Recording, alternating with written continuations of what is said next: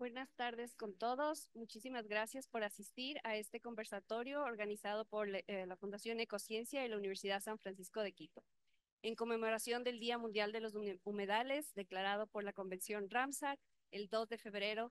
Queremos hacer un homenaje a estos ecosistemas tan valiosos para el planeta, con este conversatorio enfocado en la conservación de los humedales en Ecuador, una aproximación interdisciplinaria. Para este evento tenemos tres expositores de gran engranaje y recorrido en su investigación.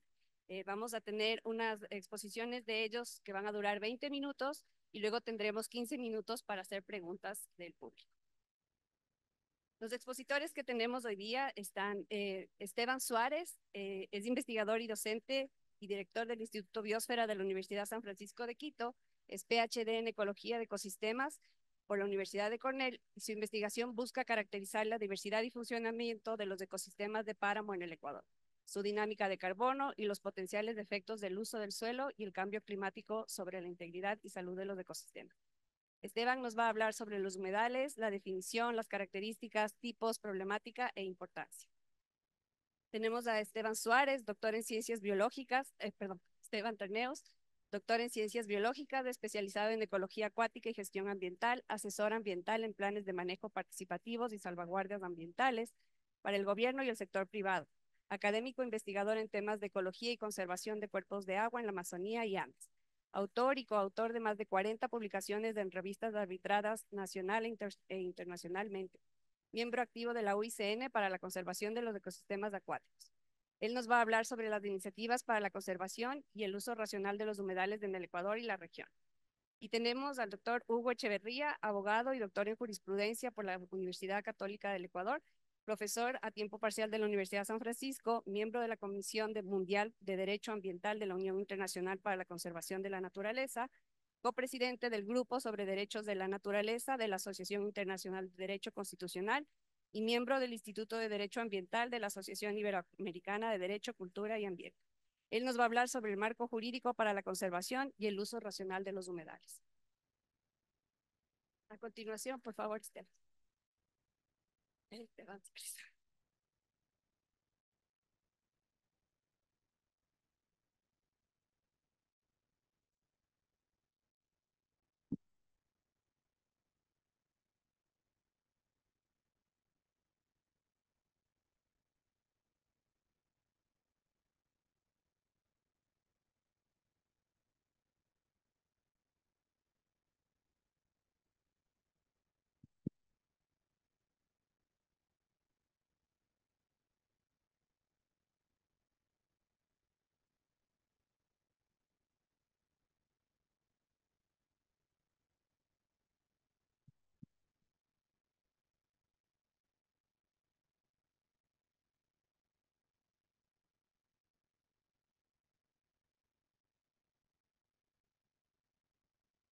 Buenas tardes, gracias a todos por venir a este primer conversatorio y muchísimas gracias también a Ecociencia que ha colaborado con nosotros en organizar este conversatorio que para nosotros es súper interesante porque nos obliga, nos da una oportunidad para dar a conocer sobre estos ecosistemas tan importantes. En el caso de mi presentación yo me voy a concentrar sobre todo en los humedales de montaña y me parecía interesante, bueno, primero es el sesgo que tenemos desde nuestro grupo de investigación, pero sobre todo me parece interesante porque los humedales de montaña representan tal vez en gran parte una de las falencias grandes que existen en el país, que es que los humedales han estado relegados por mucho tiempo en la investigación, en la política, en los planes de manejo. Es decir, no hemos dado suficiente importancia a estos ecosistemas que tienen características muy particulares que hacen que requieran un manejo y una consideración bastante diferente. Entonces, en mi caso específico, voy a hablar de turberas de páramo. Entonces, voy a gastarme un poquito de tiempo en explicarles cómo funcionan estas turberas como una categoría específica de humedales y qué es lo que hemos estado haciendo para tratar de posicionar estos ecosistemas y aprender a manejarlos y a restaurarlos también desde la Universidad de San Francisco. Este es un trabajo de mi grupo de investigación con el Instituto Biosfera y el Laboratorio de Ecología Acuática y mi grupo de investigación en alta montaña. Entonces, habemos varias personas involucradas, aquí están solo algunas de ellas. Entonces, cuando hablamos de páramos, ¿no es cierto? Casi siempre tenemos algo como esto en la cabeza, ¿no es cierto? hablamos del páramo como un ecosistema, ¿no es cierto? Y casi siempre lo asociamos con pajonales como el que ustedes ven ahí en esa foto. Pero los páramos en realidad son un paisaje que está formado por muchos tipos de ecosistemas realmente, y esa es una nueva visión que también queremos promover de los páramos. Y además de tener zonas de arbustos, pajonales, zonas de chusquia, tenemos bosques, también tenemos estas turberas de páramo, que son un ecosistema que ha estado prácticamente completamente olvidado. Para cualquier persona, estas turberas, que a veces se les llama tembladeras, a veces se les llama moyas, solamente son los sitios que uno evita cuando uno está caminando por el páramo, ¿no es cierto? Porque uno se hunde. Son básicamente como pantanos de páramo. Y son muchísimo más abundantes de lo que pensábamos anteriormente. ¿Cómo se forman estas turberas en el páramo? Como en otras partes del mundo, ¿no es cierto? Estas turberas se forman en sitios planos o relativamente planos que por esa característica comienza a acumular agua. Es decir, el agua está muy cerca del suelo, eso quiere decir el nivel freático está bastante elevado y eso implica una serie de condiciones. Una de las más importantes es que las plantas, los animales que viven en estas turberas tienen que ser capaces de sobrevivir a estas condiciones de inundación. La otra cosa súper importante es que se forman también condiciones anóxicas, es decir, condiciones de falta de oxígeno en el suelo, lo que hace que la descomposición de materia orgánica sea muchísimo más lenta y se acumule en cantidades mucho mayores en el suelo, como les voy a explicar ahora. Entonces, quiero detenerme apenas un ratito aquí para hablar del funcionamiento, porque creo que esto es crítico para pensar en el manejo de estos humedales. Entonces, si ustedes imaginan como una ladera de páramo, ¿no es cierto? Y vamos a pensar en cómo funciona la dinámica de carbono en esa ladera, tenemos que pensar en las entradas y en las salidas de carbono. ¿Por qué el carbono? Porque ese carbono es el que forma la materia orgánica que a su vez almacena el agua y nos ayuda a mitigar cambio climático. Entonces, la principal entrada de carbono, por supuesto, es la productividad de las plantas. Las plantas crecen, se mueren y van poniendo parte de ese carbono y lo incorporan en la materia orgánica del suelo. Esa materia orgánica del suelo es crítica porque es de ahí donde se almacena el agua. ¿Sí? Y después tenemos salidas, ¿no es cierto? Tenemos algo de erosión, que en el páramo suele ser muy poquita, pero tenemos esta salida por descomposición de materia orgánica. ¿Qué es lo que sucede en un páramo típicamente? Que hay un desbalance entre la productividad y la descomposición de materia orgánica y como resultado de ese desbalance, ¿no es cierto? A través del tiempo los páramos acumulan grandes cantidades de carbono. Eso es como funciona un páramo normal y por eso los valoramos tanto como reservorio y regulador de los ciclos hídricos. ¿Sí? ¿Qué es lo que sucede en estas turberas de las que estamos hablando? Básicamente que el agua que va bajando por las laderas se entrampa, ¿no es cierto? Se acumula en las zonas planas y da lugar a que el agua esté muy cerca de la superficie. Nuevamente eso lleva a condiciones de anoxia o de muy poca disponibilidad de oxígeno. Las bacterias que normalmente hacen la descomposición son reemplazadas por otras bacterias mucho menos eficientes y como resultado de esa menor eficiencia en la descomposición de materia orgánica, se vuelven las emisiones se hacen mucho más pequeñas y como resultado de eso se acumula muchísimo más carbono. ¿Sí? Y para darles una idea, ¿no es cierto? En un páramo normal podemos tener entre 300, 400 toneladas de carbono por hectárea almacenadas en las laderas. En una turbera podemos llegar a tener hasta 2.000, 3.000 toneladas, mucho más que un bosque tropical. ¿Sí? Entonces, no solamente acumulan agua en grandes cantidades, sino que también son un reservorio gigantesco de carbono que nos ayuda a mitigar el cambio climático.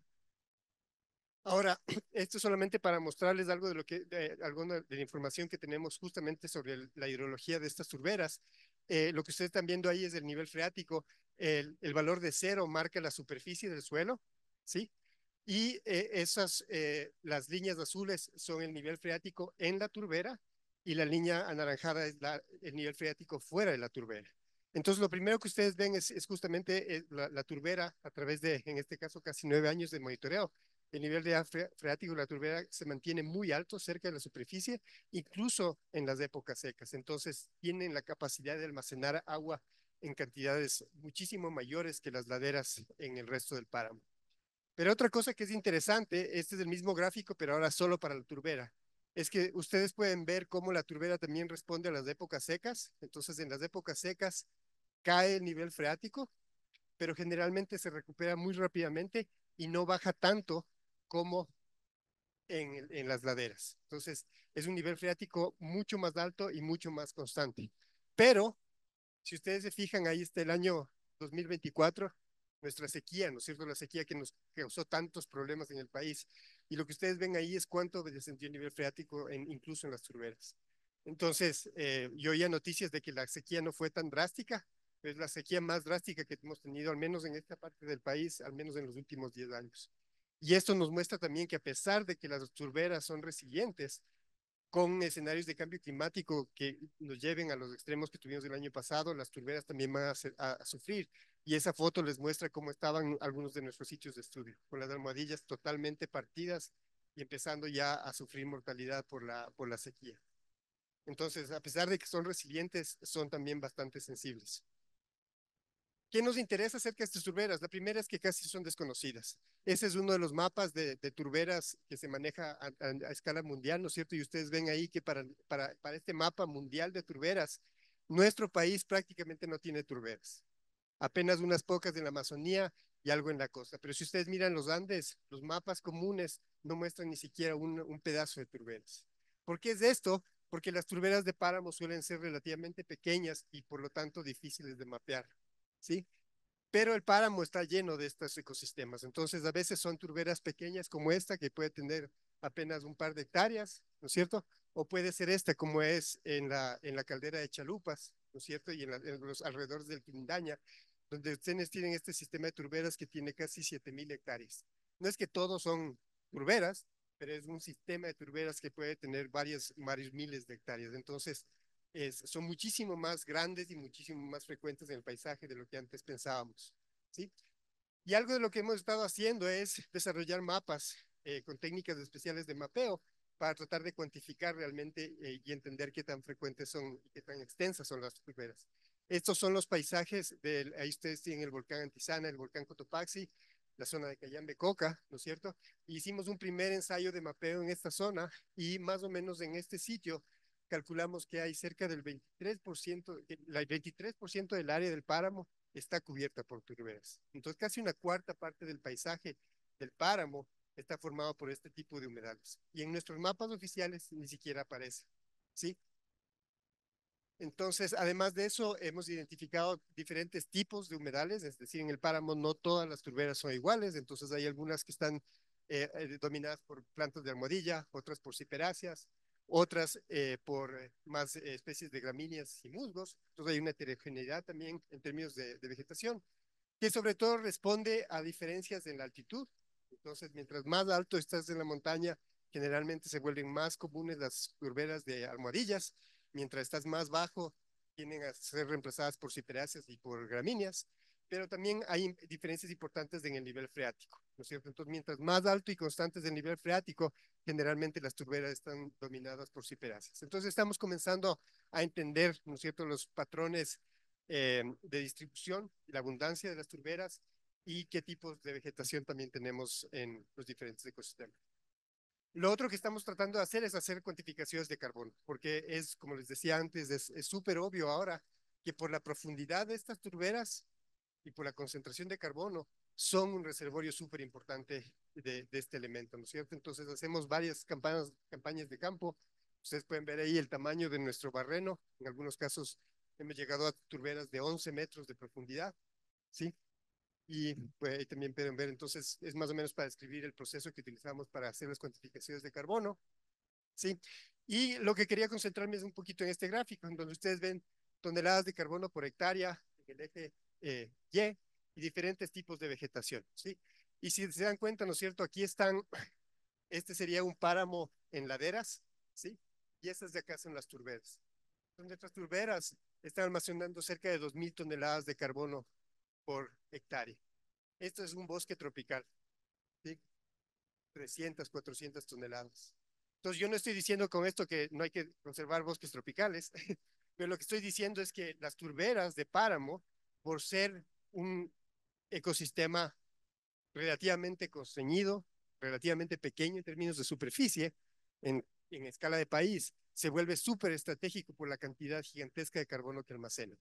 En nuestros cálculos pensamos que extrapolando a todo el país, las turberas de páramo pueden llegar a almacenar cerca de una cuarta parte de todo el carbono almacenado en bosques en el Ecuador. Eso todavía tenemos que refinarlo, pero el punto es que es una cantidad gigantesca, gigantesca de carbono. ¿Sí? Y la otra cosa que quería mostrarles es también que son ecosistemas súper sensibles. ¿Por qué? Porque al ser sitios relativamente planos, se vuelven súper estratégicos para hacer agricultura y ganadería. Pero si yo meto vacas en ese humedal, ¿no es cierto? Si trato de hacer agricultura, como el nivel freático es tan alto, lo que voy a hacer es perder los cultivos o las vacas se me van a enfermar y se me van a romper las patas y lo que sea. Entonces, ¿qué es lo que hace la gente? Excavar zanjas para secar la humedad, para bajar el nivel freático y hacer que se seque, ¿no es cierto? Que pierda agua. Y de esa forma se vuelve un ecosistema mucho más, un ambiente mucho más apropiado para agricultura y ganadería. Pero con eso yo empiezo también a perder carbono. ¿Por qué? Porque vuelvo a traer oxígeno en el ecosistema, vuelven las bacterias que hacen descomposición anaeróbica y el balance vuelve a tornarse positivo y comienzo a perder carbono. Entonces, gran parte de los esfuerzos de restauración tienen que pasar por recuperar el nivel freático. Y en asociación con la Fundación Jocotoco, empezamos una iniciativa para restaurar esta turbera de Chacana. Es una turbera que tiene una historia larguísima de pastoreo. Entonces, se sabe que desde la época de Wimper, en los finales de 1800, esta turbera ya estaba siendo utilizada y había un rebaño de cerca de 600 vacas. Entonces, ustedes pueden ver ahí algunos de los canales que estaban cavados ya hace cientos de años. Y como parte de una estrategia un poco errada de conservación o de restauración, se cavaron adicionalmente 20 canales adicionales en la turbera. ¿Sí? Entonces teníamos un sistema de cerca de 4 kilómetros de canales que estaban drenando la turbera, está totalmente transformada. En colaboración con el Servicio Forestal de los Estados Unidos, comenzamos a importar técnicas para tratar de adaptarlas a nuestra realidad. Y aprendimos básicamente a hacer estas barreras para bloquear los canales y para tratar de restaurar la hidrología y rehumedecer el humedal, ¿no es cierto? Entonces ahí están algunos de los modelos de barreras que se utilizaron. En unos casos son hechos con tablas, otros son hechos con pacas de heno o de paja, ¿no es cierto? Pero la idea es bloquear nuevamente el agua y permitir que se redistribuya en la turbera. Y estos son algunos de los resultados que a mí parecen, nos emocionan un montón porque son resultados que han pasado bastante rápido y que nos dan muestras de que hay una restauración funcional del ecosistema.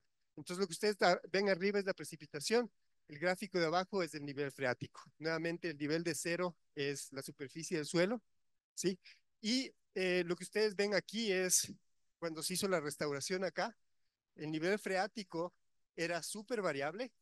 Entonces, si llovía, el nivel freático subía, si dejaba de llover, volvía a caer. Pero más o menos a los 2 años de la restauración, ustedes ven que el nivel freático se recuperó, se acercó mucho a la superficie y ya no se volvió a bajar, se mantuvo, se ha mantenido desde entonces muy cerca de la superficie, con la excepción de la época seca del año pasado. Es decir, nuevamente aquí tenemos evidencias de que esa sequía fue brutal y que incluso a pesar de la restauración en este caso, la turbera todavía es vulnerable, ¿no es cierto? Esta de acá es una zona aledaña sin restauración, ¿sí? Entonces ustedes ven aquí evidencia súper fuerte de que la restauración funcional es posible, ¿no es cierto? Con una inversión relativamente pequeña. Y estas son algunas fotos de cómo está cambiando la vegetación. Entonces, de tener canales con agua abierta, aquí ustedes pueden ver una de las barreras, estamos ya desapareciendo los canales, ¿sí? Y nuevamente esto lleva a que el agua se redistribuya y la vegetación exótica es reemplazada por vegetación nativa adaptada a los humedales. Estos solamente son unos análisis de ordenación, ¿no es cierto? Las parcelas en rojo son parcelas de vegetación del 2017 y las parcelas en verde son parcelas de vegetación en el 2019. Entonces, al principio no se separaban mucho, ¿sí? Pero es comparado 2021 y 2023 y las parcelas se están separando, ¿no es cierto? Entonces estamos mirando ya un cambio significativo de la vegetación. Y aunque las especies exóticas todavía no desaparecen, las especies nativas de humedal, en cambio, se han hecho mucho más abundantes. Entonces está habiendo como un reemplazo ya de la vegetación. que responde a la restauración funcional del humedal. Y lo último que estamos haciendo ahora es, bueno, hicimos esto en Jocotoco, en un área de conservación privada. Ahora el desafío es realmente hacerlo con gente, que es la que realmente necesita, y la que realmente podrían beneficiarse de hacer una restauración del ecosistema. Entonces estamos haciendo este experimento con la comunidad de Calgua en Tungurahua, esta turbera de Chinguiragua, y estamos haciendo, tratando de aprender a hacer esto con la gente local, ¿cierto? ¿Cómo podemos hacer esto para que funcione para la gente también? ¿Sí?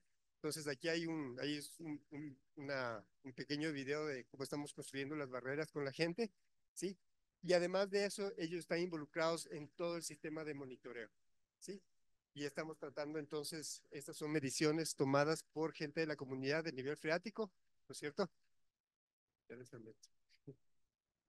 Eh, entonces, estamos involucrándoles a ellos desde el inicio en el proceso, y la idea es ver realmente cómo podemos cuantificar los beneficios de la restauración ecológica y convertirlos en un valor agregado para la comunidad. Entonces, solamente para recibir, ¿no es cierto?, resumir, estas turberas de páramo, como les decía, creo que responden a lo que son los humedales en todo el país. Son ecosistemas relativamente olvidados, son ecosistemas que no han sido explícitamente considerados en los planes de manejo en general, y que por sus características requieren generalmente un manejo muy, muy específico, porque tienen características ecológicas muy particulares, ¿sí? Son súper importantes como reservorios de servicios ecosistémicos, y no solamente eso es carbono como reservorio, sino también reguladores del ciclo hídrico súper importantes. Y para nosotros ha sido súper bonito ver, ¿no es cierto?, que procesos de restauración que en otras latitudes toman 20 años, acá en los trópicos están tomando 7, 8 años. Entonces es la maravilla de vivir en los trópicos con altísima productividad, ¿no es cierto?, que nos ha permitido ver esa respuesta tan rápida del humedal, y estamos súper emocionados también de poder aprender a hacer esto con comunidades. Si es que hacemos que esto funcione para comunidades, ahí sí se abre una oportunidad súper interesante para hacer manejo mucho más significativo, no solo desde el punto de vista ecológico, sino también social.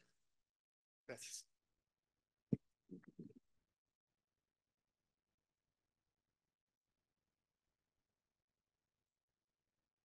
Muchas gracias, Esteban. Vamos a hacer la siguiente presentación y después tenemos las preguntas de todo el grupo.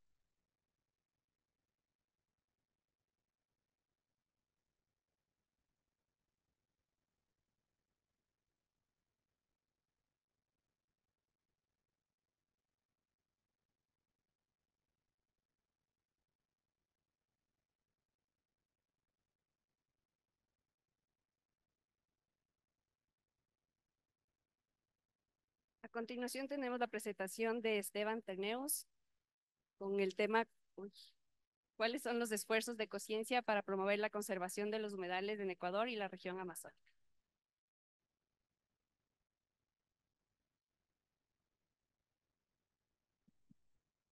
Bueno, muchas gracias. Buenas tardes con todos. Muchas gracias a la Universidad San Francisco por brindarnos este espacio para compartir con todos ustedes lo que estamos haciendo como Fundación Ecociencia en torno a la conservación de los humedales, y además de esfuerzos locales, una proyección hacia esfuerzos de conservación regionales. Eh, Importante mencionar como antecedente para entender el contexto del alcance del proyecto. Debo mencionar que el proyecto de Map Biomas de Ecuador pertenece al Map Biomas Network, ¿no?, que es una red regional bastante amplia. Como ustedes ven aquí, tiene representatividad prácticamente en todo el continente sudamericano, e inclusive esta red está también trabajando en Indonesia. Entonces, todos preocupados bajo un vistazo regional, estamos haciendo esfuerzos de conservación, ¿sí?, para todos los humedales de la región, y con estos criterios, digamos, para poder llegar a tener realmente resultados importantes. En esta red estamos trabajando 14 países con más de 100 instituciones y más de 400 personas conformando el equipo técnico multidisciplinario para poder lograr estos objetivos. Como parte de justamente esta red, hay algunos productos en particular que se han ido generando y que por su complejidad y por la naturaleza de cada uno de estos productos es que, digamos, el esquema de trabajo ha, digamos, decantado en el programa de Map Biomas de Ecuador, el mismo que contiene básicamente en principio los mapas de cobertura y uso del suelo, los mismos que se están actualizando permanentemente con, digamos, información eh, al día digamos, disponible al público, ¿no? Lo mismo tenemos en el caso de Map Biomas Suelo, donde hay los mapas de degradación de suelos. Todo el tiempo se está generando información importante a nivel regional para tener información específicamente de lo que ocurre. Y además aquí hay también la línea de Map Biomas Fuego, que nos ayuda básicamente a generar información para alertar los posibles riesgos en cuanto a incendios, ¿no? De aquí entonces también se genera una cuarta línea que es la de Map Biomas Agua, que es donde prácticamente se inserta el tema de Map Biomas Humedales como complemento, ya que justamente esta línea de investigación y de acción es muy compleja, ¿no? Por la variabilidad que existe en estos ambientes. Entonces, eso es un poco el contexto regional de cómo se formó esta red, ¿no? Y el alcance que tiene. Ahora, bueno, aterrizando un poco más ya al proyecto de Map Biomas Humedales en Ecuador, lo que nosotros pretendemos como proyecto es básicamente generar una base de información, ¿no es cierto? Espacio temporal de los humedales amazónicos. Por ahora estamos concentrados en la parte amazónica para identificar áreas prioritarias de conservación, ¿sí? Y esto como, con un eje transversal para lograr, digamos, incidencia en políticas públicas, ¿sí? Y que eso permita entonces mejorar los procesos de gestión en toda la región, ¿sí? Entonces, básicamente, ese es digamos, el alcance macro del proyecto como tal. Nos estamos moviendo hacia tres objetivos. El primero de ellos es básicamente lograr primero identificar y mapear los humedales en toda la región amazónica. Como ustedes han visto y entenderán, los humedales son ecosistemas eh, diversos, heterogéneos y muy complejos. Eso es lo que les ha hecho difícil, digamos, de identificar, de delimitarlos y de mapearlos. Entonces estamos haciendo esfuerzos grandes utilizando metodologías de teledetección avanzada. Como segundo, digamos, objetivo, una vez que ya tenemos mapeado, lo que pretendemos es cuantificar esos humedales, ¿no es cierto? Hacer una clasificación de esos humedales y identificar un poco aquellos humedales que tendrían una prioridad de conservación a través de la conformación de justamente eh, portafolios de conservación que ayuden a direccionar de una manera más efectiva y eficiente los recursos para lograr justamente la conservación de estos ambientes. Y por último, tenemos también un objetivo grande que trasciende al tema de implementar estrategias de comunicación y de incidencia para que todo lo que se genera desde el punto de vista, digamos, técnico, ¿no? Del uso de herramientas, etcétera, pueda trascender hacia políticas a nivel de Estado, a nivel nacional y también a nivel regional, y poder llegar así con una fuerte incidencia en cuanto a la gestión que involucra, digamos, direccionar actividades de conservación hacia los humedales.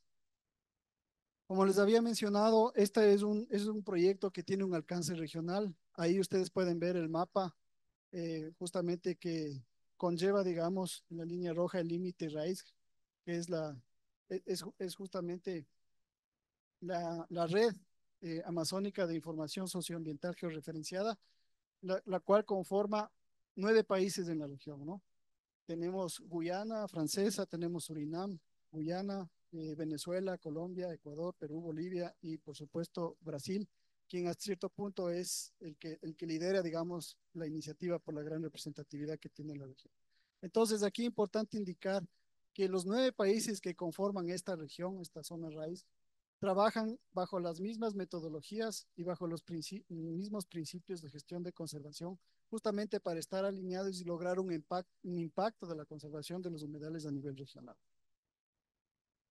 Un poco ya para la metodología, nosotros estamos, digamos, tomando como base, y como es de conocimiento seguramente de muchos de ustedes, la definición de los humedales de la Convención Ramsar.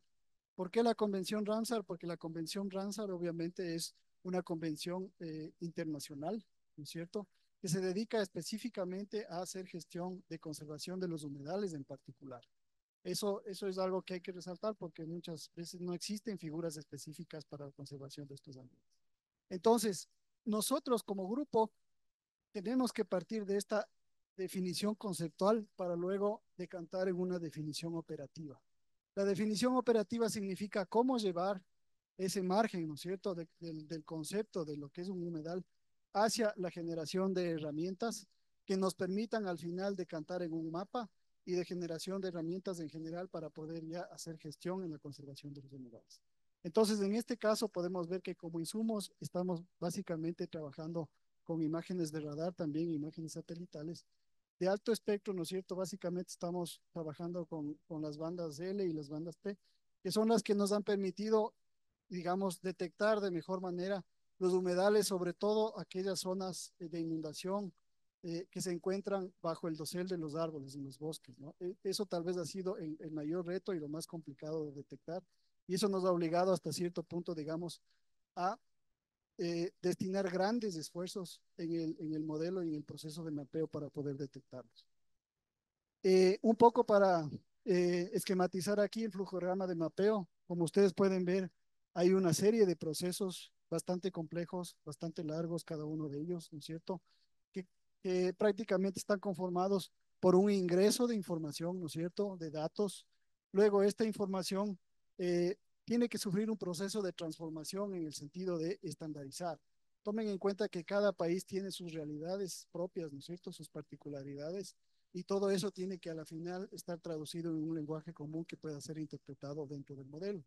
Luego viene un proceso de clasificación bastante también, digamos, homogéneo en el sentido de buscar aquellos elementos comunes de los países a nivel regional y poder sacar entonces una clasificación estandarizada.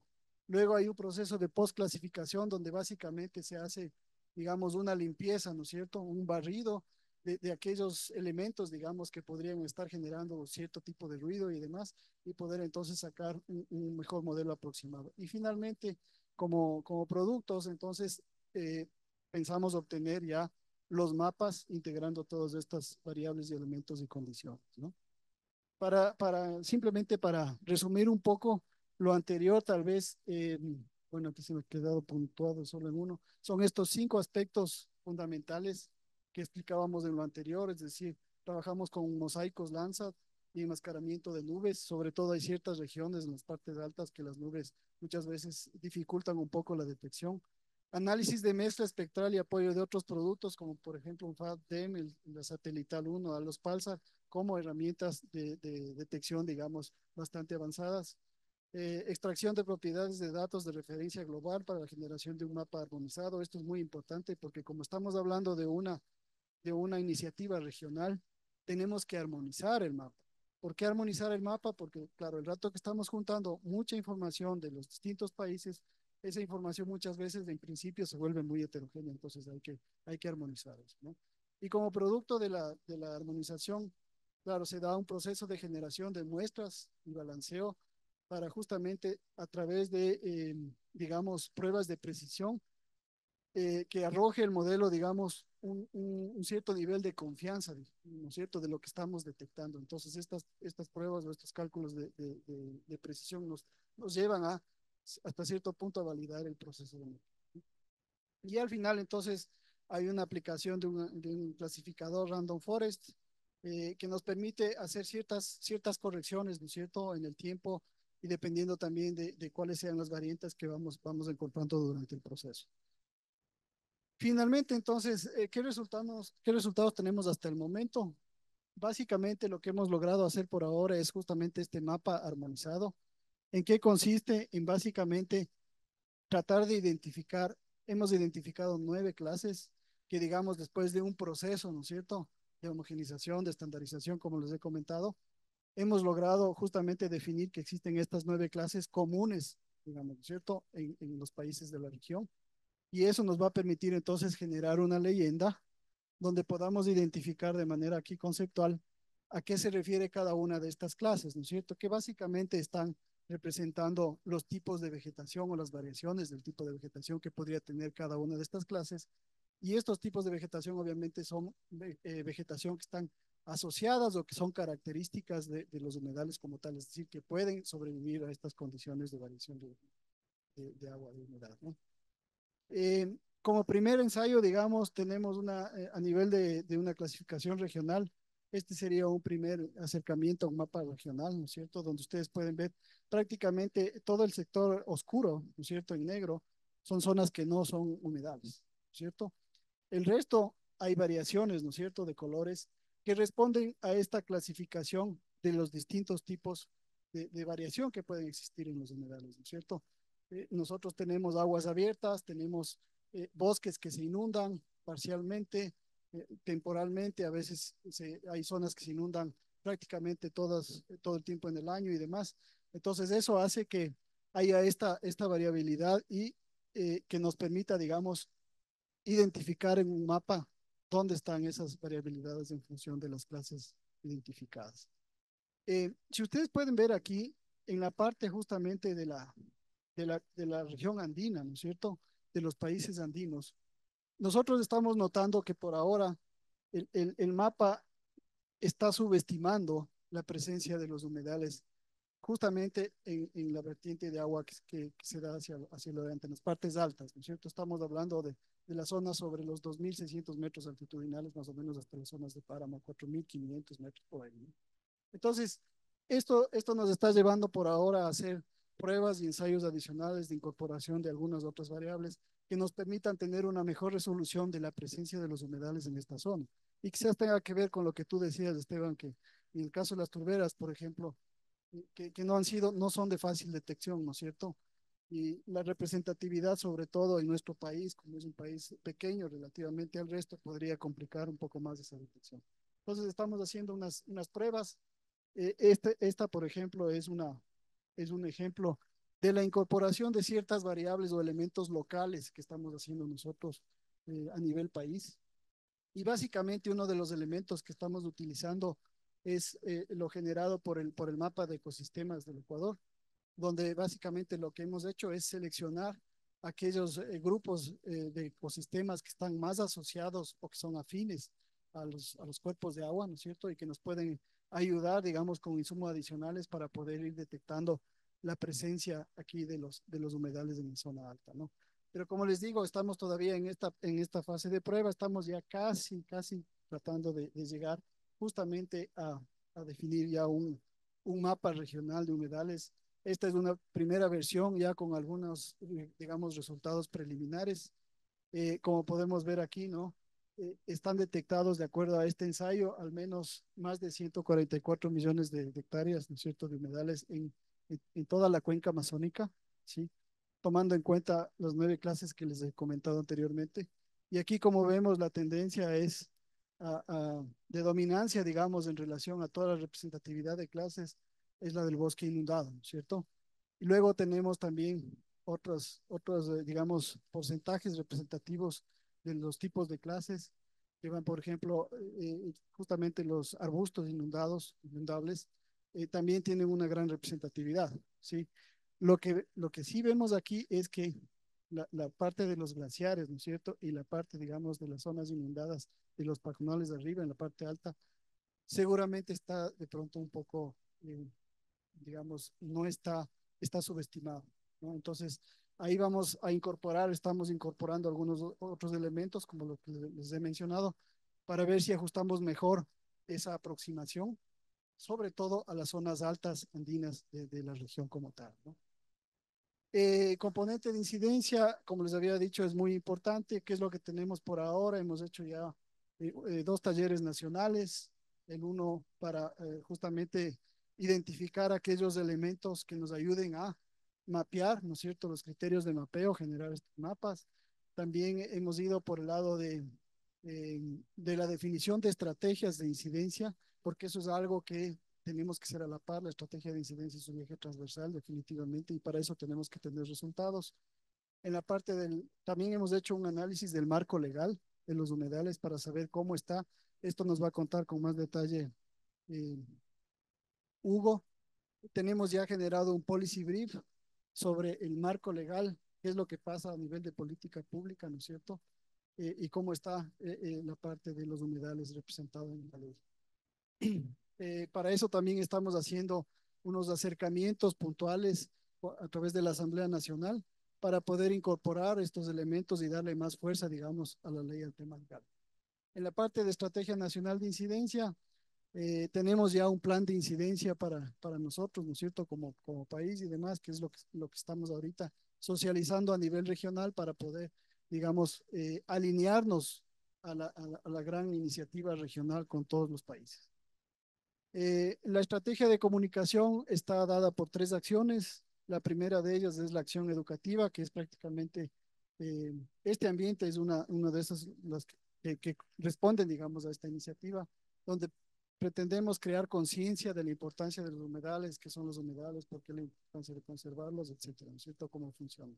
Luego tenemos una acción informativa, que será la siguiente etapa, muy pronto, seguramente en pocas semanas, donde generaremos información cuantitativa en referencia al estado actual de los humedales. Aquí viene todo lo que es las experiencias y los resultados de mapeo.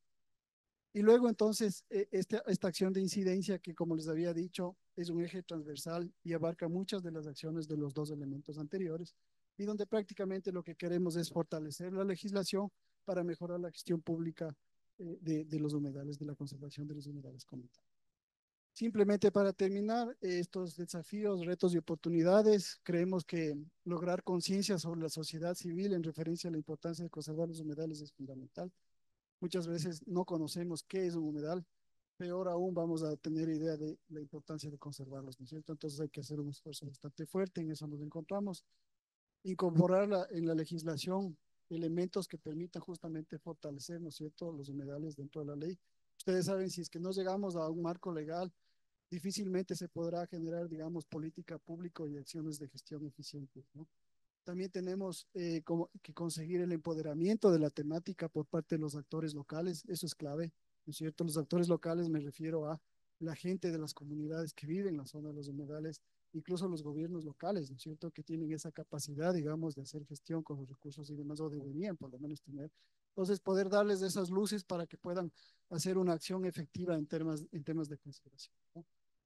Construir un portafolio de humedales, esto es importantísimo, porque claro, conservar todo, digamos, de una forma integral no se va a conseguir de una sola vez, entonces hay que definitivamente darle luces a los tomadores de decisión para que, digamos, priorice esas iniciativas de conservación, ¿no? Construir una herramienta tecnológica de información gratuita para facilitar la toma de decisiones es lo que estamos haciendo con la generación de los mapas y con el uso de la tecnología espectral, ¿no? Y integrar los esfuerzos nacionales a las iniciativas regionales, siempre tomando en cuenta que el criterio de conectividad a nivel regional es fundamental para conservar los humedales. No vamos a lograr muchos resultados si solo hacemos experiencias muy focalizadas, muy puntuales a nivel nacional. Definitivamente tenemos que estar alineados a nivel regional, y en eso es lo que nos encontramos con el Premio Humedales de Conciencia. Muchas gracias.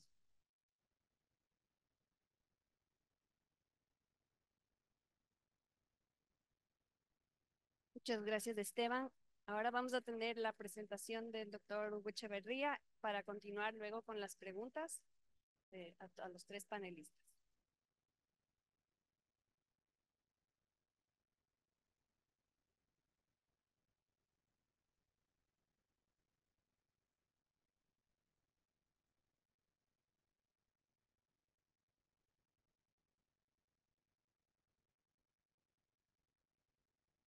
Muchísimas gracias. Un saludo para todos y un agradecimiento a la Universidad San Francisco de Quito y a la Fundación Ecociencia por abrir las puertas a un evento como este, que tiene como finalidad conmemorar la adopción de un tratado muy importante, que es el tratado conocido como la Convención de Ramsar, y cuyo objetivo es precisamente la conservación de estos humedales, ya, de los ecosistemas de humedal.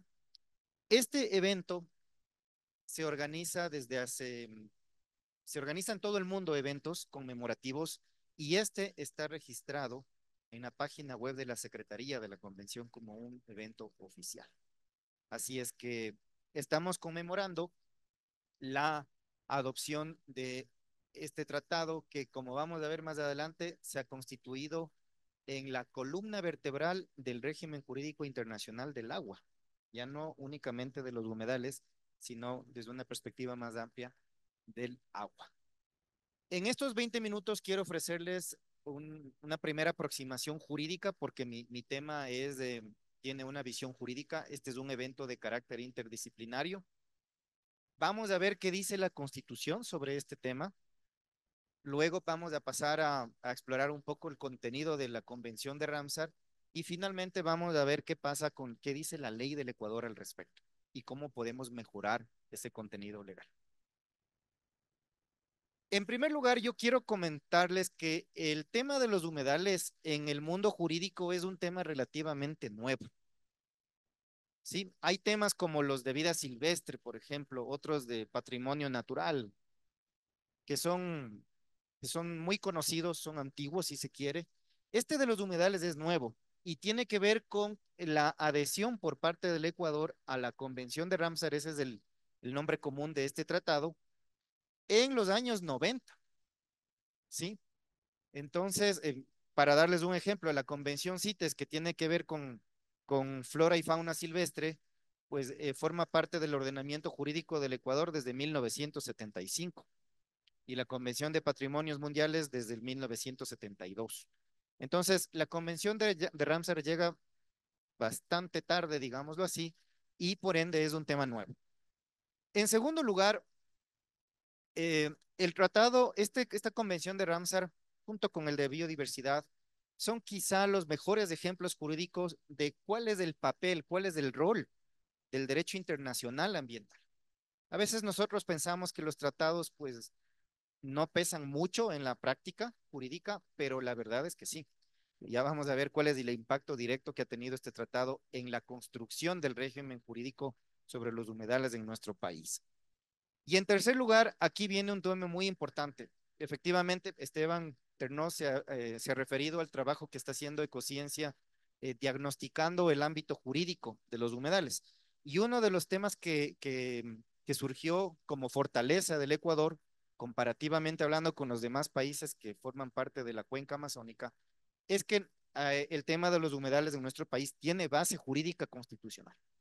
Es el único país que se refiere expresamente a los humedales en su constitución. Desde el punto de vista jurídico, esto es fundamental porque la Constitución es la norma suprema, es la norma que prevalece sobre todas las demás. Y hay que decir, es una de las pocas normas que realmente que se cumple con mayor medida que las otras, ¿no? Así es que tenemos una fortaleza, una ventaja muy grande al incluir a los humedales en la Constitución ecuatoriana. Y eso me lleva al primer tema central. Si vamos al artículo 406 de la Constitución, vamos a encontrar que los humedales están caracterizados jurídicamente como ecosistemas frágiles y amenazados, junto con otros. Pero la Constitución le enuncia con nombre y apellido a los humedales como ecosistemas frágiles y amenazados.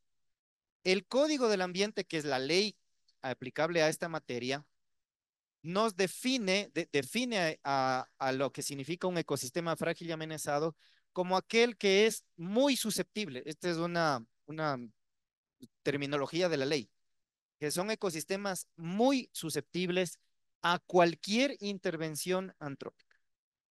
¿Sí? Vean esa definición bastante amplia. Y este segundo punto es muy importante. Esta teoría que está en la Constitución ya salió del papel y a través del litigio constitucional estratégico, este es un caso que llegó a la Corte Constitucional del Ecuador, y la Corte definió que la consecuencia jurídica de que los humedales estén en la Constitución y que estén caracterizados como ecosistemas frágiles es que son ecosistemas que requieren una protección especial. No cualquier protección, sino una reforzada.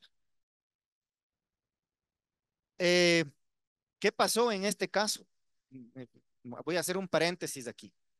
El Código Orgánico del Ambiente, que es la ley ambiental del Ecuador, es una ley nueva del 2018, postconstitucional, incorporó una disposición ambigua que eh, abría la puerta de esas disposiciones eh, vagas, de contenido vago, que abría la puerta para la expansión de actividades eh, industriales en los humedales y concretamente en los manglares. No estamos hablando estamos hablando del ecosistema de manglar, ¿ya? El tema de la costa.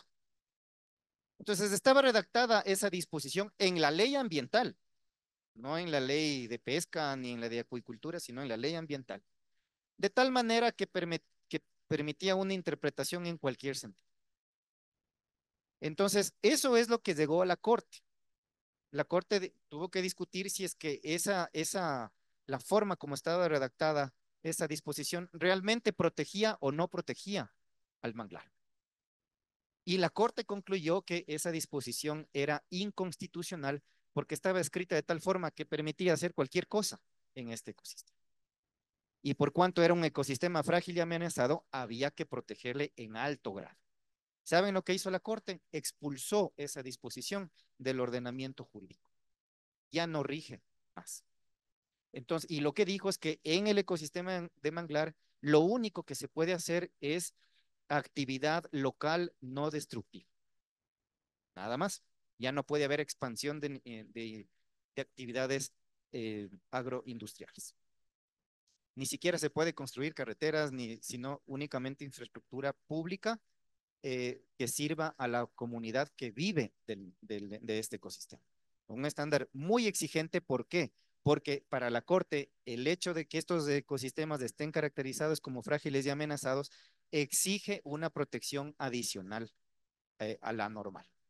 Esta lógica que surge en el famoso caso Manglares, seguramente algunos de ustedes habrán escuchado, se ha replicado en el tema de páramos y también en un caso que pocos lo conocen porque acaba de salir la sentencia. De hecho, si ustedes abren el tweet, van al Twitter de la Corte Constitucional o al Facebook de la Corte Constitucional, van a encontrar la noticia de la sentencia. La Corte acaba de declarar a los ecosistemas marino-costeros también como sujetos de derecho específicos, básicamente por la misma lógica. Entonces, esto ha salido del papel y se está convirtiendo en realidad. Este es el párrafo 68 de la sentencia del caso Manglares. Le he tomado la foto, la captura de pantalla de la sentencia, por eso está un poco borrosa. Pero fíjense que la Corte hace referencia para sustentar su argumento, hace referencia de manera expresa a la Convención Ramsar. O sea, esa es la realidad. Estos tratados que parecen un poco abstractos y genéricos aterrizan muy bien en sentencias constitucionales y les sirven a la Corte para motivar, para razonar, argumentar sus decisiones.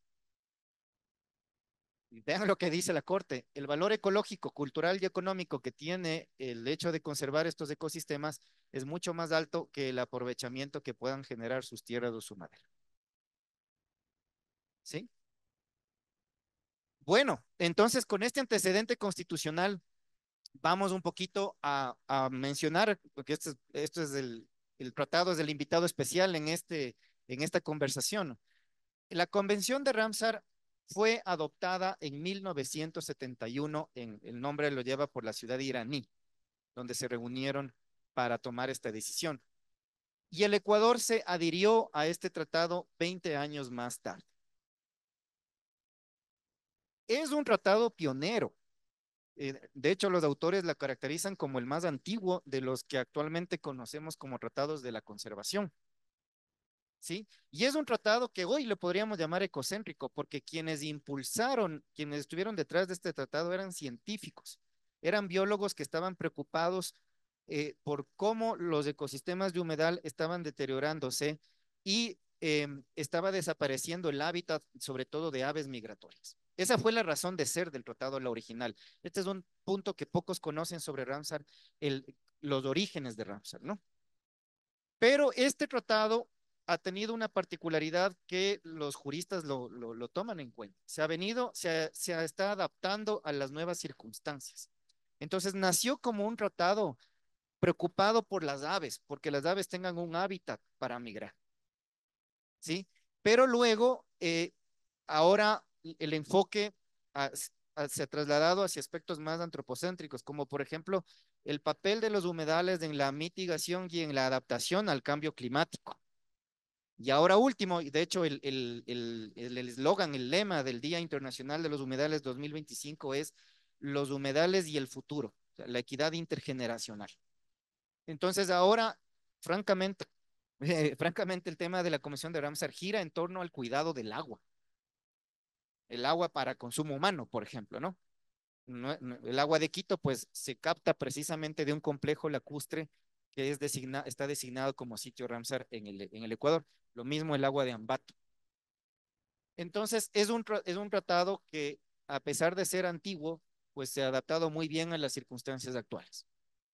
Y finalmente, es un tratado que establece compromisos internacionales concretos, ¿sí? Específicos. ¿Cuáles son esos? La conservación, por un lado, y el uso racional de los humedales. ¿Sí? A la fecha, este tratado tiene 172 partes contratantes, prácticamente todo el mundo lo ha incorporado a su ordenamiento jurídico y hay 2.532 sitios de importancia internacional a nivel mundial. El Ecuador, ya sabemos, se adhiere en el año 91, tenemos 19 sitios Ramsar, cubriendo una extensión de más de 1.064.000 hectáreas.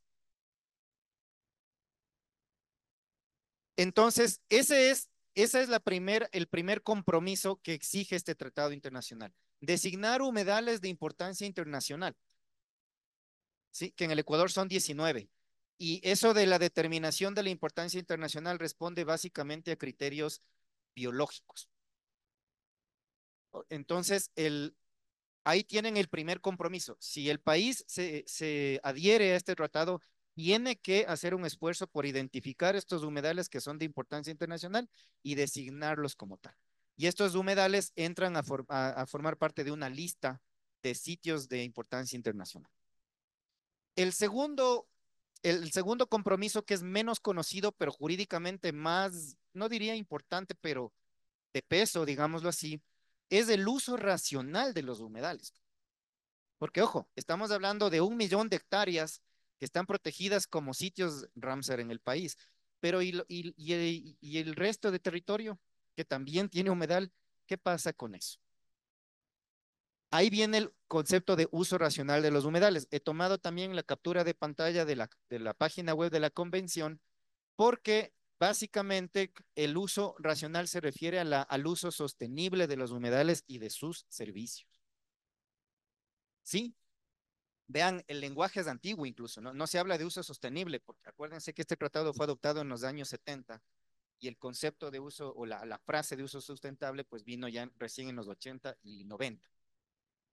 Entonces, para lograr ese uso racional de los humedales, las partes, los países deben trabajar en planificación, política pública y legislación, que es lo que nos lleva al siguiente punto. El tema de los humedales en el Ecuador está concentrado no exclusivamente, pero sí fundamentalmente en la legislación ambiental, en el Código Orgánico del Ambiente y en la legislación del agua. Si uno va al Código Orgánico del Ambiente, va a encontrar básicamente que el tema de los humedales está en la lógica de las áreas protegidas, el sistema nacional, lo cual está muy bien. Y un poquito también se hace referencia a los ecosistemas frágiles, sobre todo en el tema de páramo y de manglar. En el tema de páramo se ha avanzado bastante, allá tenemos un plan nacional, un plan de acción muy bueno, ¿verdad? Y también el tema de los manglares está jurídicamente pues regulado. Pero sí hay que decir que la lógica de la legislación ambiental es como focalizada a áreas, a las áreas protegidas. En cambio, en la legislación del agua, en la ley de agua, la ley de recursos hídricos, se observa una lógica más abierta, más integral, de gestión del recurso hídrico. ¿Sí? Y ahí, por ejemplo, se menciona a los humedales en el concepto de dominio público hídrico. ¿Sí? Ríos, lagunas, ahí están los humedales. se los incorpora a los humedales en el capítulo de la Ley del Agua sobre derechos de la naturaleza, que este es un tema único en el mundo. ¿Sí? Ya no es únicamente un tema ambiental, sino un tema propio de la naturaleza. Y además, aquí viene el tema. La ley de agua establece, la ley de agua hace algo que debía haber hecho la ley ambiental y no lo hizo. Establece un deber estatal de conservación de los humedales. Y dice, enfatizando los altoandinos y los amazónicos. Vean eso. El problema, estimados amigos y amigas, es que de ahí no pasa la ley. ¿Sí? Entonces nos dice el qué, pero no nos dice el cómo, el cuándo y el dónde. Eso es lo que Ecociencia determinó en un diagnóstico jurídico que hizo el año pasado, que sí tenemos una base jurídica sólida, sin duda, pero falta desarrollarla, falta precisarla. Una ley, amigos y amigas, de cualquier materia, ustedes abren una ley y van a encontrar tres aspectos: mandatos, permisos o prohibiciones. La ley manda, permite o prohíbe. Entonces, esto es lo que tenemos que hacer con el tema de los humedales. ¿Qué autorizaciones se requieren en materia de humedales? ¿Qué procedimientos hay que seguir para que se realicen las actividades productivas sin causar mayor impacto ambiental a los humedales? Específicamente. Y hay que también mencionar qué es lo que se debe prohibir para conservar los humedales. ¿Sí? Mandatos, permisos y prohibiciones. Ahí está. Entonces, ya vamos más de un año trabajando en conjunto con expertos, con científicos. Hay una lógica multidisciplinaria para determinar qué es lo que la nueva ley de agua debería incorporar en este tema específico de los humedales. ¿Sí? Y los científicos nos han dicho que por lo menos de estos aspectos sería importante que la ley del agua ecuatoriana prevea. Por ejemplo, una definición ecuatoriana que se adapte a la realidad ecosistémica del país. Por ejemplo, que hay un inventario, pero hay que actualizarlo. ¿Cuándo hay que hacer ese inventario? ¿Sí? Por ejemplo, aquí ustedes conocen la figura de la licencia ambiental, ¿verdad? Que está presidida por una evaluación de impacto ambiental. Pero si uno va a la ley ambiental, pues el tema, vea cómo va a afectar este proyecto a los humedales, no existe, no aparece. Se lo enuncia ahí de una manera general. Entonces aquí hay que decir, bueno, pues en las evaluaciones de impacto ambiental, los humedales tienen que estar como actores protagónicos. ¿Sí? Y otros aspectos que, si hay tiempo, pues podemos conversar en la sección de preguntas y respuestas. ¿Por qué se está haciendo esto ahora? El Ecuador está modificando su legislación sobre el agua. La ley del agua nuestra es una ley del 2014, es una ley moderna, contemporánea, postconstitucional. Pero esa ley, escuchen esto, fue declarada como inconstitucional en 2022. Toda la ley. ¿Ya? Porque los legisladores se olvidaron de consultar a los pueblos y nacionalidades indígenas. No cumplieron el requisito constitucional de consulta prelegislativa, y eso es un error gravísimo. Tan grave que la Corte dijo, vea, esta ley está buena, pero hay que expulsarla del ordenamiento jurídico porque no cumplió este requisito. Para que vean que las cosas hay que hacerlas bien en el mundo jurídico. Y cuando no se les hace bien, pues viene la Corte y le pone en la esquina viendo la pared al legislativo. Entonces, ya termino en 2 minutitos porque esto es muy importante. Entonces, el legislativo está elaborando una nueva ley, ¿sí? Que es la que está en pantalla y que ya está lista en primer debate en el legislativo. Hay 2 debates. Y en esta ley, en el Ecuador, existe la posibilidad de que cualquier persona pueda participar en el debate legislativo, ¿sí? Y en el legislativo se pueden exponer los insumos jurídicos, pero también los científicos. Entonces, estos insumos que han identificado los expertos Estamos en este momento elaborándolos para ser presentados a fin de que sean considerados en este debate legislativo. Me adelanto en señalar que el informe de primer debate del proyecto incorpora algunos elementos bastante buenos en materia de gestión de humedales. En todo caso, mejores que los que teníamos en la ley del 2014. Y este tema todavía va a demorar porque recién estamos en primer debate. Con esto agradezco mucho y pues si hay preguntas para poder contestarlas. Gracias.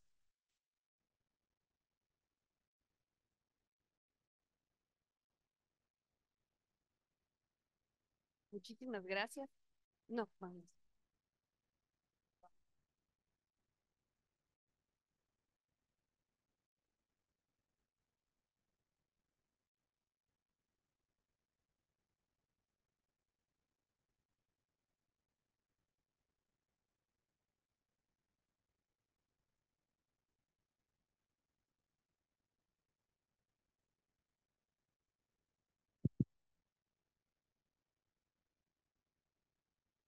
Vamos a proceder con preguntas. Ahí está.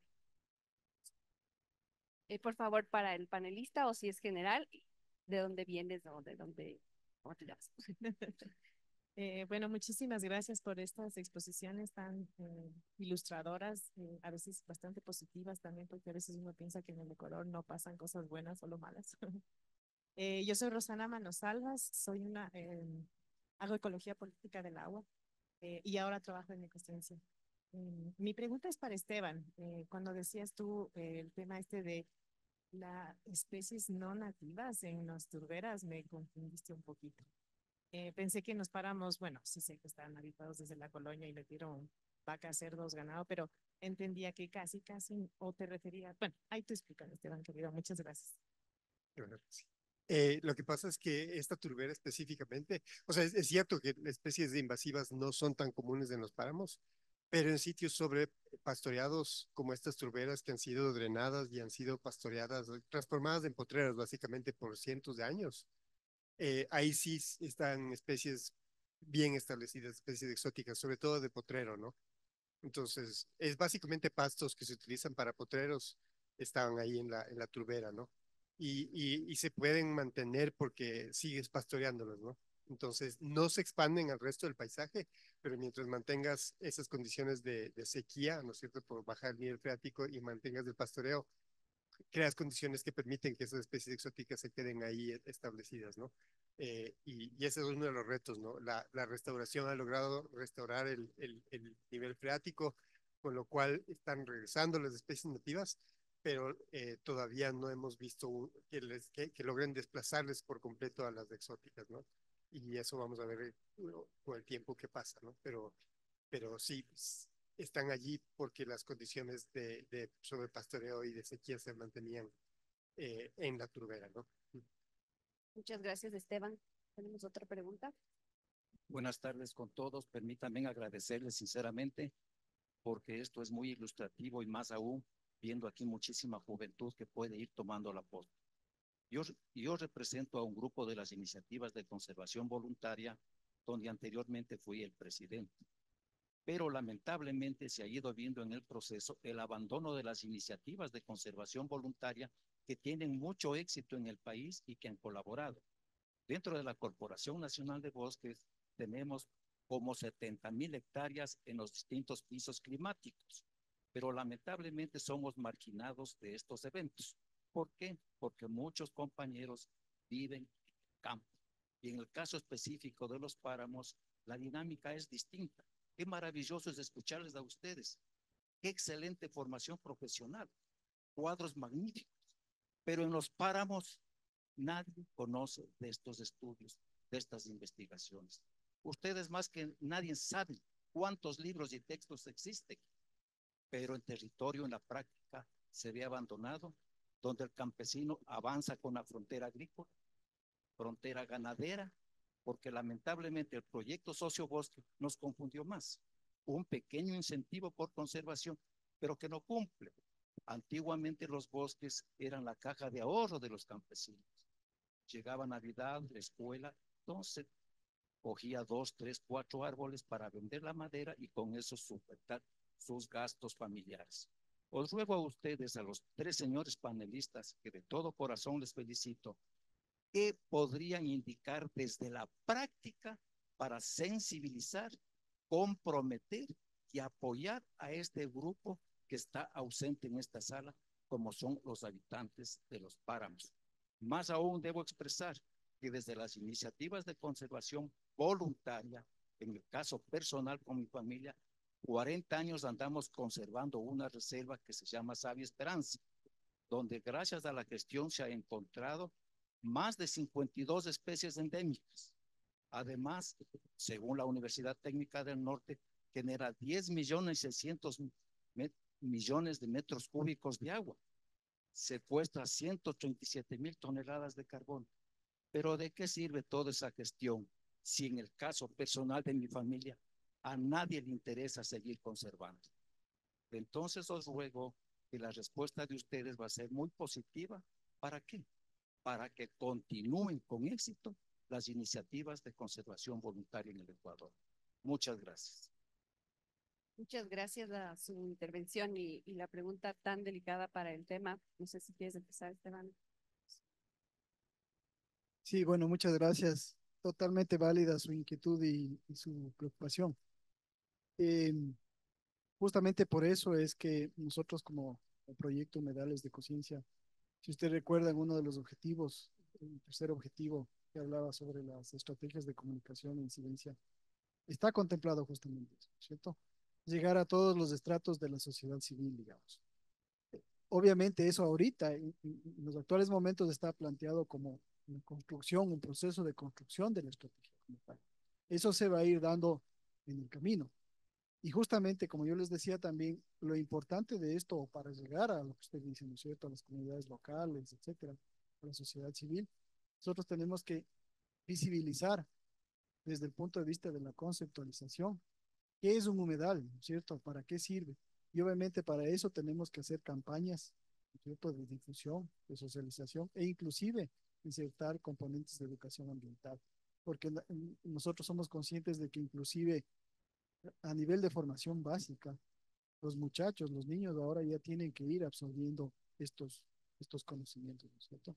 Y claro, el llegar a las comunidades locales, etcétera, eso ya es un tema de estrategia, de cómo llegar con el mensaje. Pero por ahora lo importante es hacer los esfuerzos necesarios, crear las herramientas, los insumos y los resultados que nos permitan visibilizar realmente después de un proceso, ¿no es cierto?, de investigación, de análisis, etcétera, cómo esos elementos son importantes para que la gente entienda, ¿cierto?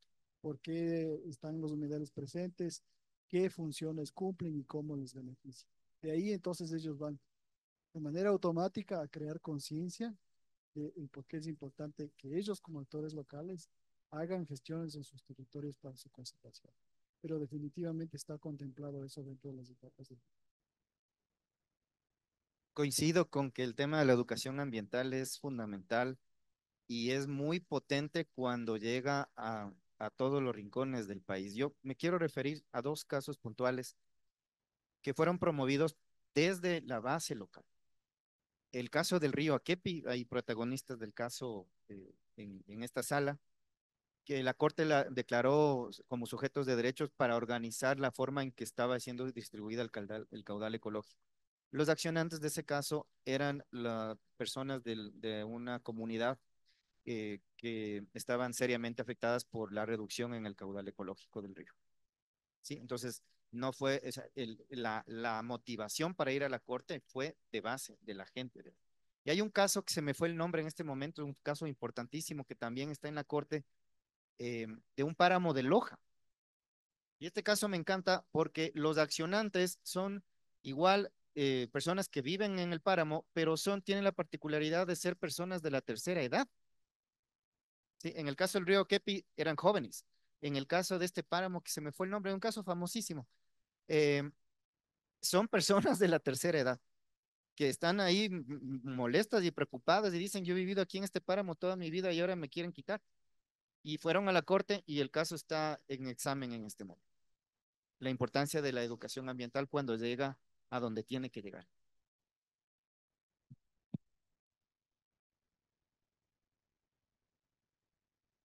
Perfecto. La siguiente pregunta, por favor. En realidad quisiera hacer dos preguntas, una legal y una más bien metodológica. El nombre mío es Hugo Arnal y bueno, conozco a Esteban Suárez y a Esteban Terreo, lo acabo de conocer, pero conozco bien el trabajo de conciencia. A ver, la pregunta legal. Hugo, ¿cómo choca ese mandato de la ley de agua, de la protección del agua, incluyendo humedales, con el uso, goce y derecho que tienen los propietarios privados, sean individuos o sean comunidades, para el manejo de esas zonas de humedales? Esa es la primera pregunta. Y la segunda es más técnica. Esteban, me mostraste el mapa de la Amazonía, pero claro, es a esa escala. Yo no hubiese esperado ver los humedales. Yo esperaría ver los humedales a una escala de mucho mayor detalle. Eh, Aunque los trabajos de Esteban se muestra en esta zona de Cotopaxi que el 25% del área que se muestreó eran humedales, quizás eso no aplica a todas las zonas altas del país. Entonces, ¿cuál es el refinamiento que están haciendo ustedes para poder detectar los humedales y que un mapa a una escala adecuada puedan entonces ser inventariados, etcétera? Muchas gracias, Hugo. La respuesta está en el título mismo del tratado, es el uso racional del humedal y del servicio que presta el humedal, que es exactamente lo que prevé la legislación ecuatoriana. Es decir, la ley no prohíbe el acceso al humedal ni el uso del agua. Lo que dice es, hagamos de una manera que sea sustentable. Pero lamentablemente, esto que parece muy, en la teoría suena muy bien y lógico y razonable, en la práctica, pues no siempre ocurre. Vuelvo a dar el ejemplo de un caso que ya está juzgado y por eso me refiero al caso del río Akepi, un problema de caudal ecológico. El Ecuador dice, se puede utilizar el agua, pero hay que dejar un porcentaje mínimo para que haya vida en el río. Yo no soy biólogo, estoy utilizando palabras jurídicas, ¿no? Que pues a cualquier persona pues pareciera algo racional, ¿no es cierto? No le sequemos del río, digámoslo así. Pero lamentablemente en el Ecuador, en este caso, y en algunos otros, pues es el caso del río Dulcepamba, que está también en espera en la corte, el Estado otorga tantas autorizaciones de aprovechamiento del agua que en ciertas épocas se seca el río, señora dice. ¿Será eso sustentable? Y sin embargo, así pasa en nuestro país y con permiso. O sea, no es que alguien fue y cogió el agua ilícitamente, desvió el curso, autorizado. Entonces, ahí viene la discusión. Eso no es sustentable, eso no cumple el parámetro del derecho internacional. Y en el caso del Ecuador, se agrava más la situación porque el agua y la naturaleza tiene derechos. Entonces, eso es lo que está corrigiéndose. O sea, lo que está haciendo, se está haciendo increíblemente a través de jueces, no a través de la autoridad especialista en el tema, la autoridad del agua, sino son jueces que no tienen idea de este tema porque son expertos en derecho constitucional, quienes están diciendo, oiga, pero esto está muy extraño, ¿cómo es posible que el Estado esté disponiendo que el río se seque?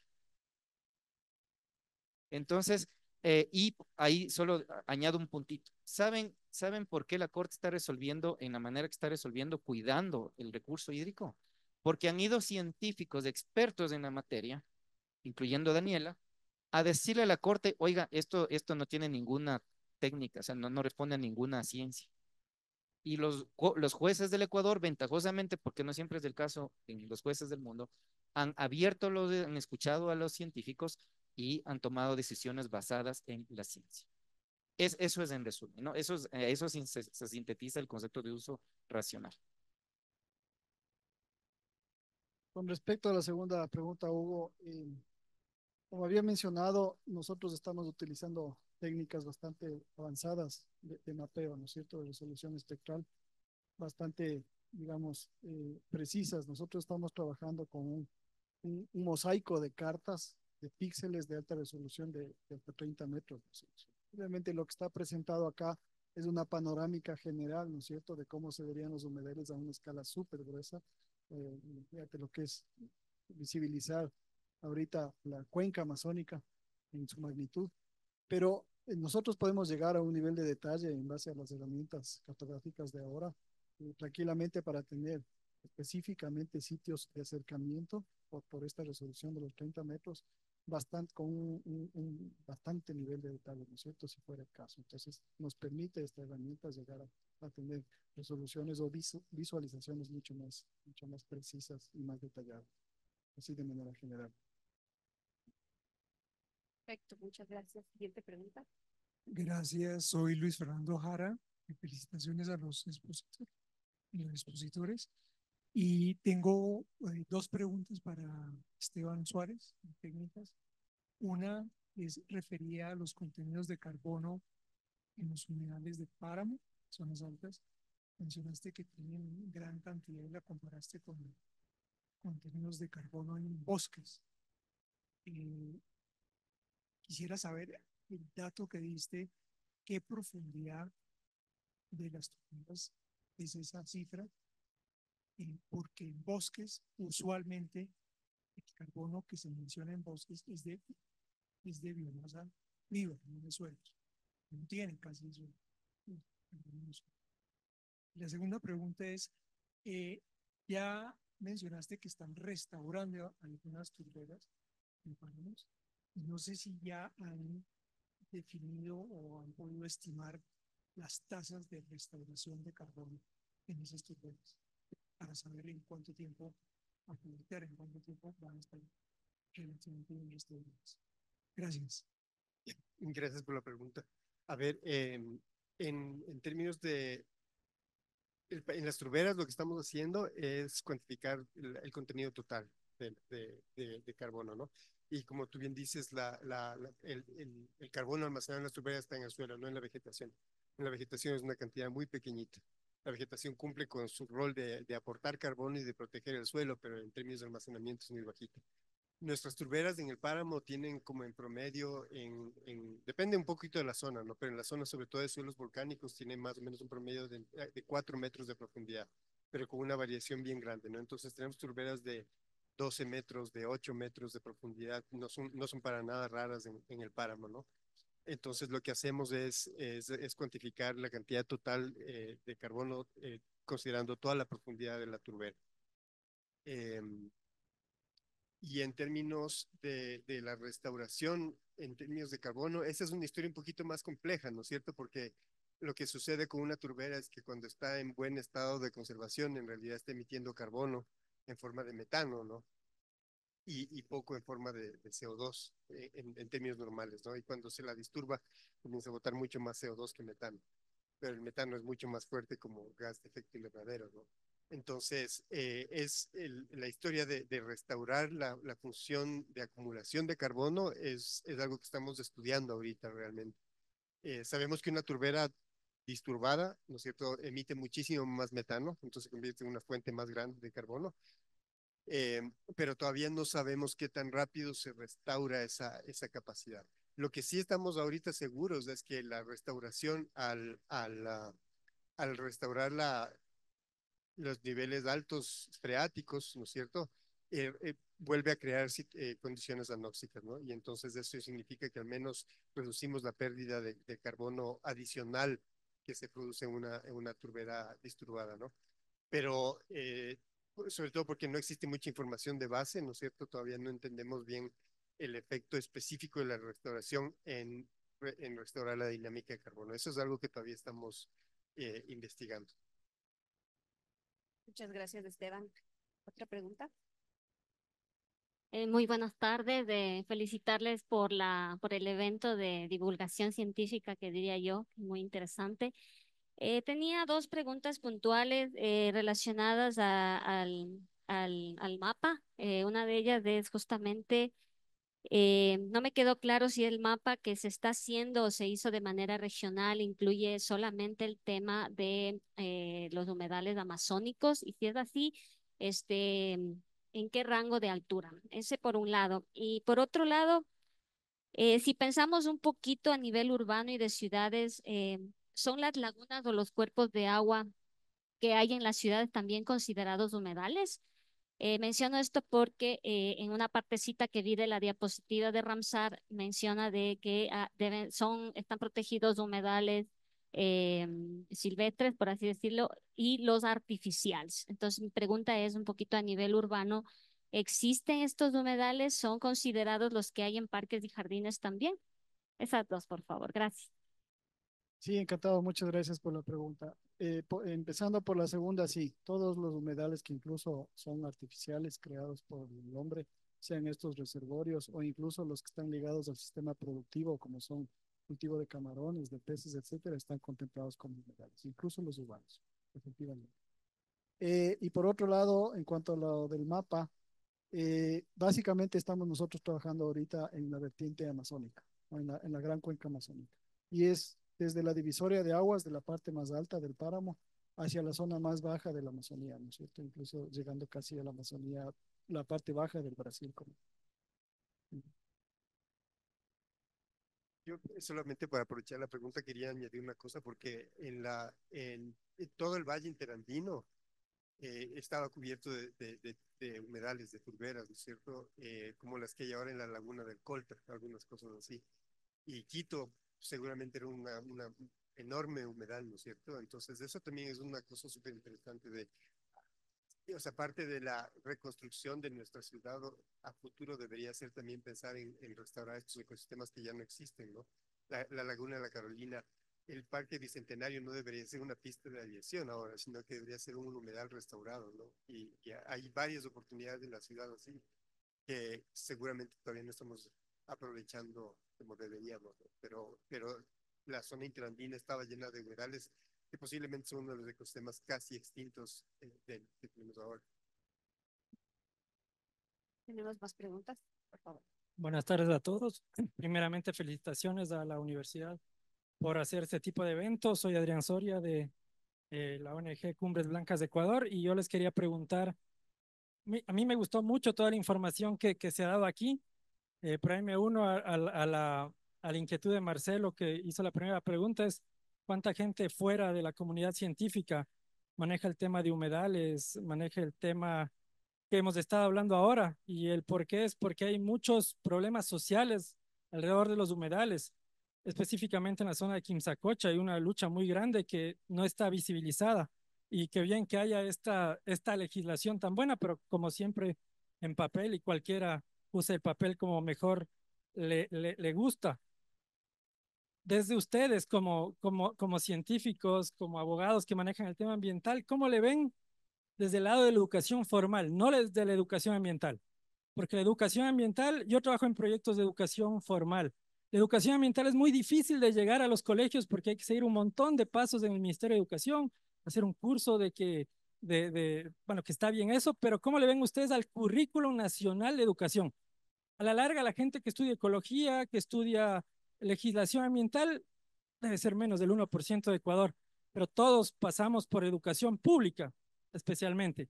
¿Cómo le ven ustedes a ese lado? ¿Hay algún análisis de lo que se trata en el tema de páramos, humedales? ¿Hay alguna revisión? ¿Alguna vez la academia ha revisado esos currículums y, de ser el caso, qué se ha conseguido?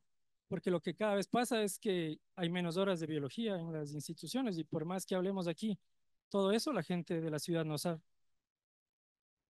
Muchas gracias. Yo haría un comentario súper rápido, a ver, que estoy totalmente de acuerdo, por supuesto, ¿no? Y no solamente, o sea, yo creo que sí hay estos divorcios, ¿no es cierto? Y un divorcio es, por ejemplo, la ley, ¿no?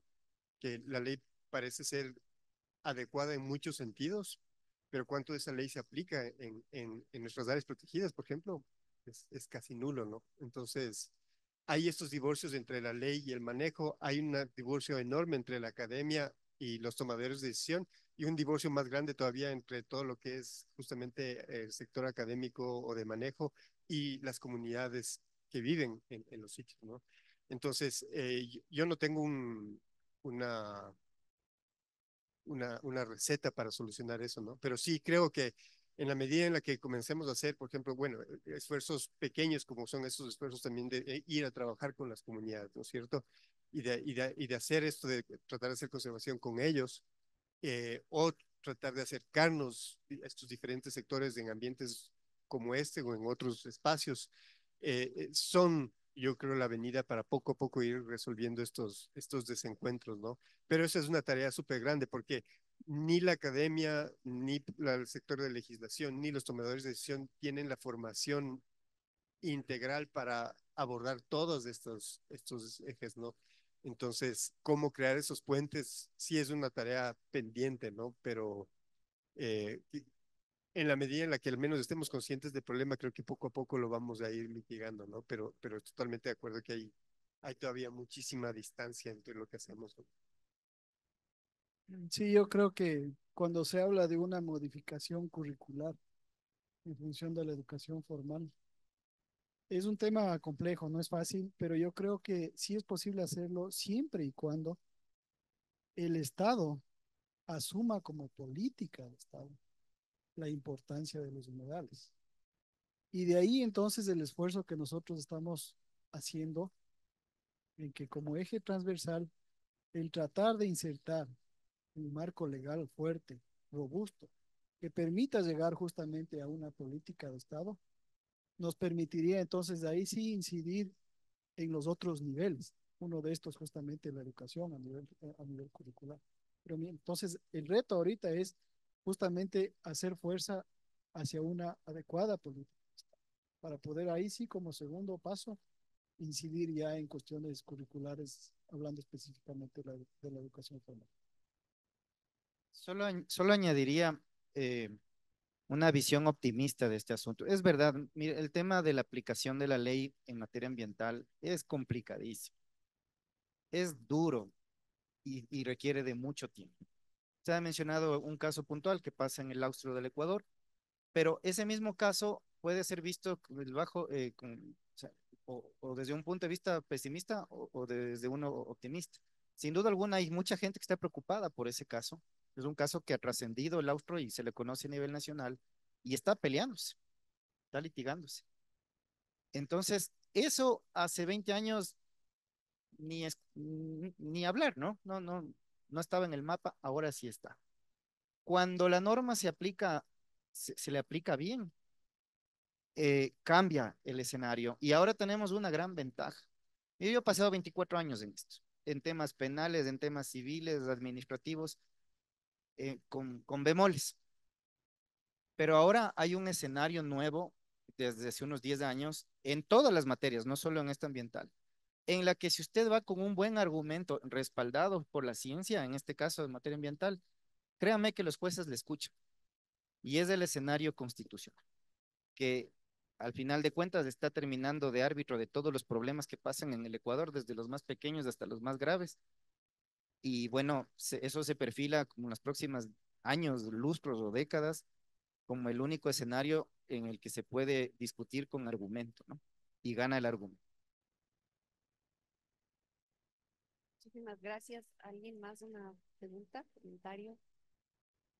Bueno, yo solo quisiera añadir a esta parte que ya añadieron todos, pero es muy valiosa tu observación porque es precisamente todo lo que tratamos es que esto se quede con alguien, que a alguien le importe, cómo lograr que alguien más se lleve esta información para aplicarla. Y nosotros muchas veces, digo desde la academia, hay un tanto más que podemos hacer.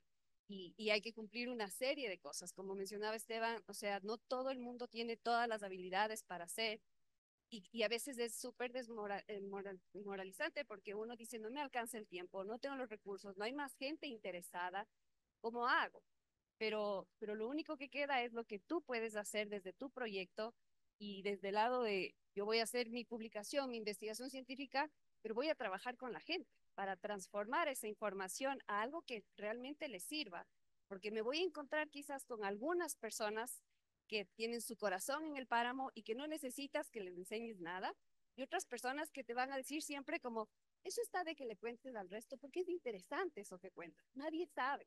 Y yo sí apelo porque debería haber mucha más ecología a nivel de educación de todo, o sea, porque mucha gente piensa que es algo tan fácil o que solo saben algunas personas y el rato de los ratos cuando te escuchan es eso, es como debería haber más gente que cuente eso, la importancia de eso.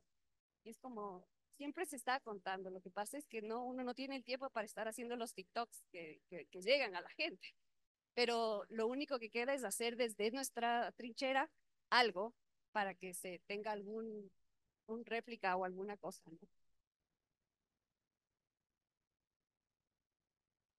Una pregunta más por curiosidad. ¿Qué tiene que decir o qué dice el Ministerio del Medio Ambiente en este tema? Yo,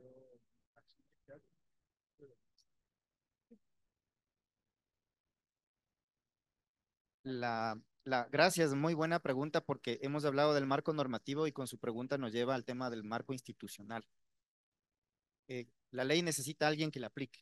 Esa es básicamente al menos desde la lógica jurídica, ¿no? La Autoridad Ambiental Nacional en el Ecuador la ejerce el Ministerio del Ambiente y ni más ni menos es el punto focal de este tratado. Ni más ni menos. Es decir, es la autoridad ejecutora de la aplicación del tratado en nuestro país. Entonces, la respuesta, pues, dice, ahí está claramente, es la máxima autoridad en materia de humedales. ¿Sí? Eso no excluye que este tema, pues, sea empoderado por la sociedad civil, como en efecto ocurre, y también por la academia, ¿no? Existe un Comité Nacional Ramsar que está liderado por el ministerio, pero que está abierto a entidades de la sociedad civil y también la academia.